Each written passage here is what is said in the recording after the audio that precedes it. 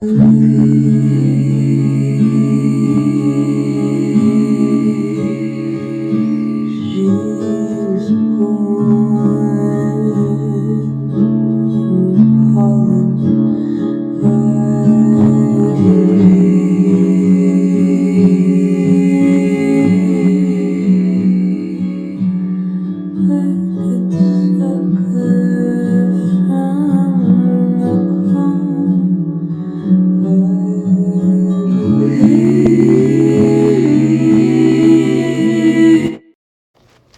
think I met God in my first week in the city.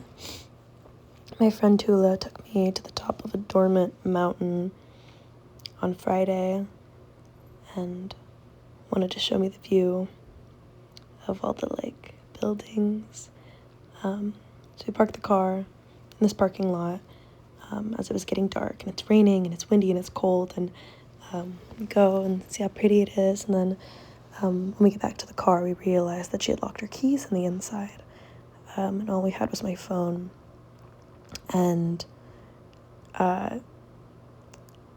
she told me to call a locksmith, so I did, but the locksmith asked us how much money we had on us, what our budget was, and if we were alone, and then said his technician was going to call us afterwards. And so we hung up, and then we got a phone call a couple minutes later, and it was this guy asking us to drop our location to the next number that's going to text. And in the background, I could hear a room of people talking and phones. And keep in mind, we had called this locksmith at 7, 8 at night. And this phone number had a different area code than the first one. And then we got another text message from another area code asking for the location share. And I looked at Tula and I was like, I have a really bad feeling about this. And she was like, just send the location. And I was like, I don't think I want to. So I blocked the number, and I was like, we can find another way, and proceed to get a bunch of phone calls demanding that we send our location, or else they won't help us. And very stern, not very nice sounding, asking for our phone number again, even though they had called called my number. So I block all the numbers, and she's high. She's like, I'm just gonna keep trying to get into my car. And I look around the top of the mountain in the parking lot. There's one other car in the back corner, and I was like, I'm just gonna go talk to him. I've been looking at this car. I'm like, I'm just gonna go talk to him.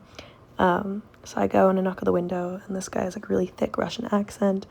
He's trying to ask me questions.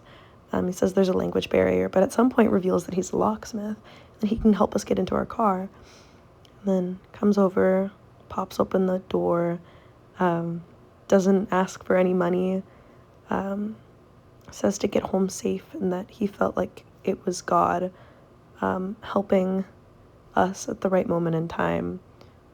And it just felt very spiritual, and a moment of pause where we were gonna go get some warm Thai food, and we were having such a nice day. This brief moment of dread, and then back into calm, and it just felt very surreal and strange, and cold and rainy and wet.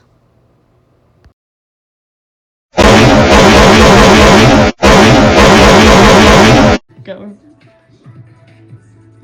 That's crazy. I couldn't get his name right, but it's Joe. okay. He's so happy. Hey, baby. What's over here? Yummy.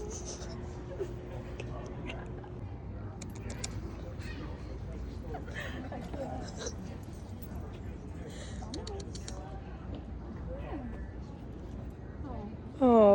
Okay, yeah, I realized I needed to start So cute. The Misty is just. Maybe he's not ready for.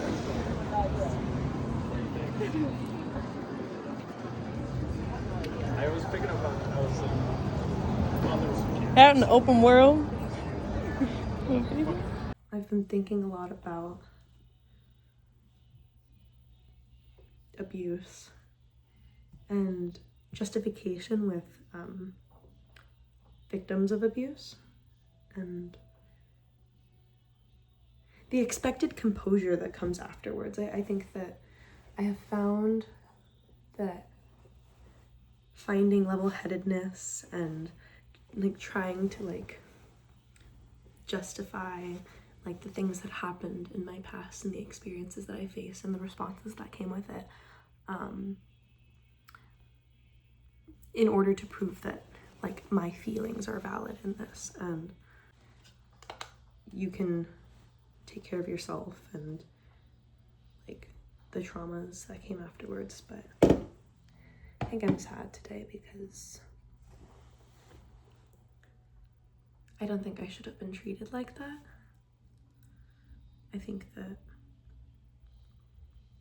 there's still tremors in my body when certain things are brought up about my body, or even the little things.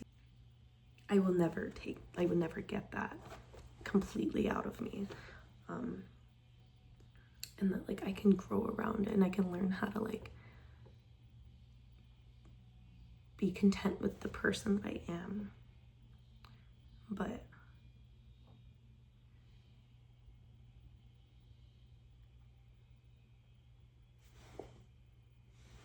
I think it's hard when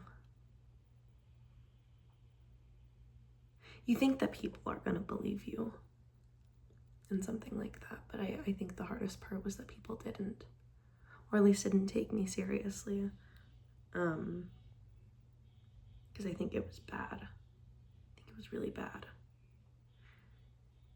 And it took me a long time to realize that, because it was so reminiscent of like a lot of the dynamics I grew up with. It just became so normal.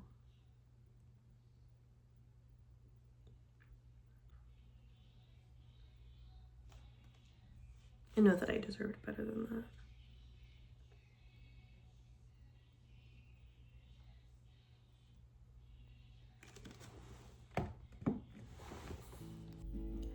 An amalgamation of dizzy spells and the shapes that form when the world spins. It's due for moments of tactile hallucination, spellbound, near tangible, at times barely before.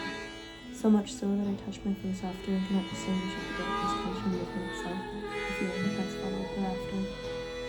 There's a guttural churn somewhere beneath these weaving sinews that rolls and swells like thick black water northeast of Black Hole.